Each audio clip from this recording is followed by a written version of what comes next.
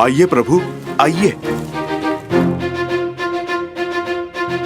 प्रभु, महाराज सुग्रीव बाली को द्वंद्व की चुनौती देकर यहीं पर लाएंगे। प्रभु, इस स्थान से आप युद्ध क्षेत्र पे पूरी दृष्टि रख पाएंगे और आपके लक्ष्य के बीच कोई भी बाधा नहीं आएगी।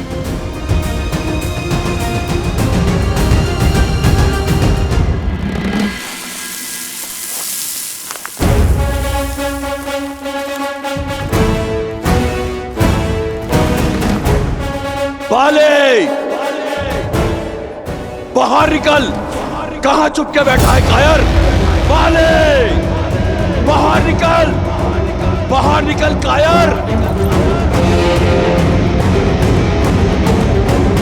बाले, सुग्रीव।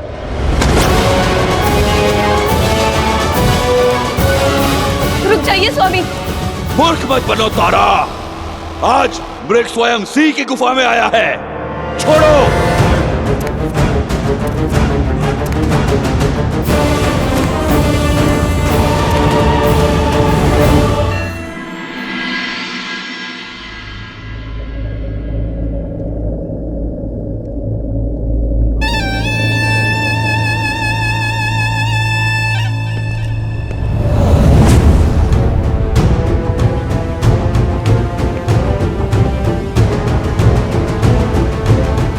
पिताश्री, आपसे आज्ञा चाहिए। स्पष्ट रूप से आपसे एक बात करने के लिए। प्रश्न ये है कि जो मेरे समक्ष खड़े होकर मुझसे बात करना चाहता है, क्या वो मेरा पुत्र है या लंका का युवराज? युवराज नहीं पिताश्री, आज यहां एक पुत्र अपने पिता से अपने मन की बात करने के लिए आया है। तो निर्भय होकर कहो। अब जब से सीता को लंका लेकर आए, माता अति चिंतित रहती है। पर स्त्री को लेकर आपके भीतर बढ़ रही इच्छाएं, आपका अपने ज्ञान के गर्भगृह को स्वयं जलाकर भस्म कर देना, इससे माता का भय और बढ़ रहा है। क्या कहा तुम्हारी माता ने? कि आग जब दीपक की बाती को पकड़ लेती है तो बाती से पूर्व वो उसके भीतर के तेल को जलाती है और फिर बाती भस्म हो जाती है। लंका का वैभव भस्म हो रहा है पिताश्री, और उसका प्रारंभ हमारे अपने ज्ञान के भंडार से हुआ है। तो अब रावण के आचरण से लंका के युवराज को समस्या होने लगी है। नहीं पिताश्री, मैं केवल एक सरल समाधान लेकर आया हूं। आप मुझे आज्ञा दीजिए, मैं अभी उस राम को मारकर उसका मृत शरीर सीता को दिखाता हूं। बस एक बार उसकी आशा दम तोड़ दे तो वो आपको स्वीकार कर लेगी। राम की मृत्यु उपरांत सीता अपनी पतिव्रता धर्म से मुक्त हो जाएगी। तब वो आपसे विवाह अवश्य करेगी, और आपसे विवाह होने के पश्चात सीता का हमारे परिवार का भिन्न अंग बन जाने के पश्चात आपकी प्रतीक्षा के साथ साथ माता की चिंताएं भी सदा सदा के लिए समाप्त हो जाएंगी। जब विधाता ने स्त्री बनाई तो उसे 5 नहीं 6 तत्वों से बनाया। वो छठा तत्व है चिंता। जब मैंने तुम्हारी मां को शादी का प्रस्ताव दिया तो वो चिंतित हुई। जब मैंने शनि को बंदी बनाया तो वो चिंतित हुई। जब मैं सीता के स्वयंवर में गया वो चिंतित हुई। जब मैंने विद्युत जीवा को मारने का निश्चय किया वो चिंतित हुई। और आज जब मैं सीता को हर कर लाया हूं वो चिंतित हुई। स्त्रियां क्षण भर में तिल का ताड़ बना लेती हैं। क्या तुम्हें क्षण भर के लिए भी लगता है कि मैं उस वनवासी से भयभीत हूं? जब मेरे पास कुछ भी नहीं था, मैं तब भी भयभीत नहीं था।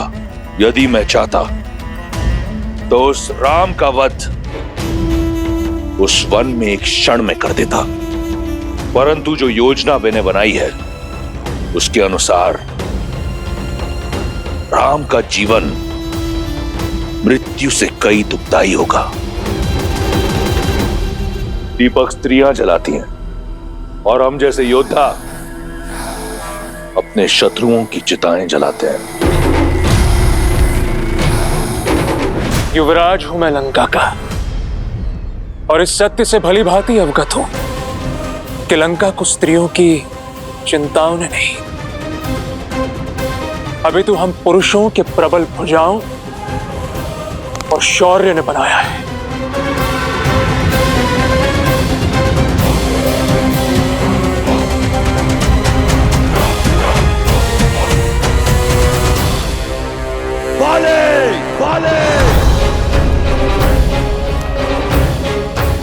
अंगद,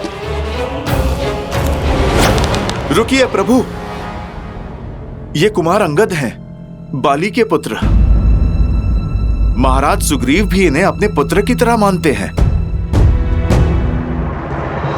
चाचा श्री, प्रणाम चाचा श्री। यशस्वी भव। आप जानते हैं पिताश्री आपके प्राणों के प्यासे हैं। क्यों आए आप यहाँ? लौट जाइए चाचा श्री। लौट कर ही तो आया हूं।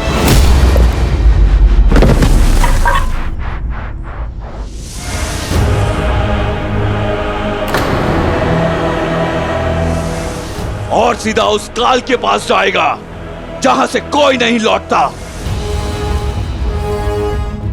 चलो, अच्छा हुआ तुम सामने तो आए, अन्यथा मुझे संदेह होने लगा था कि तुम मेरे कुल के हो या नहीं। ललकार देकर मरोगे तो कम से कम ये कह पाऊंगा कि मैंने एक भगोड़े का आखेट नहीं किया, एक साहसी को वीर गति दी। मेरा कुल कलंक से बच जाएगा। मैं भी यहां युद्ध की मंशा से ही आया हूं, तो मृत्यु प्राप्त करने के लिए सज्ज हो जाओ।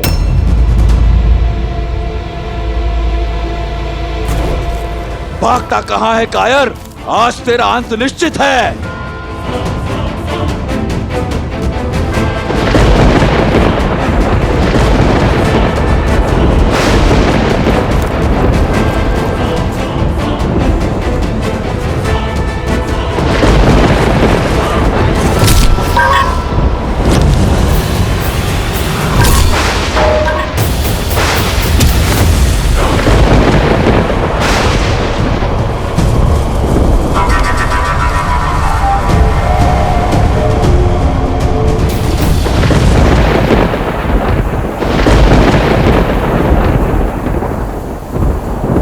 देखा प्रभु, कैसे बाली ने महाराज सुग्रीव की आधी शक्ति ले ली।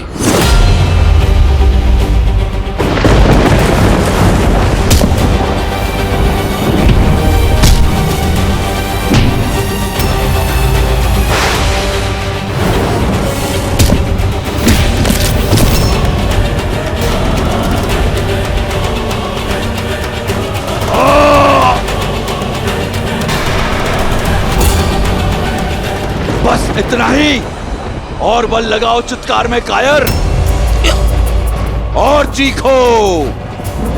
तुम्हारी मृत्यु से अधिक प्रसन्नता मुझे तुम्हारी ये पीड़ा देखकर हो रही है। चाहूं तो मैं तुम्हें अभी तिनके की भांति मसल सकता हूं, किंतु मैं ऐसा करूंगा नहीं। जाओ और मूषक की भांति जाकर छिप जाओ अपने बिल में।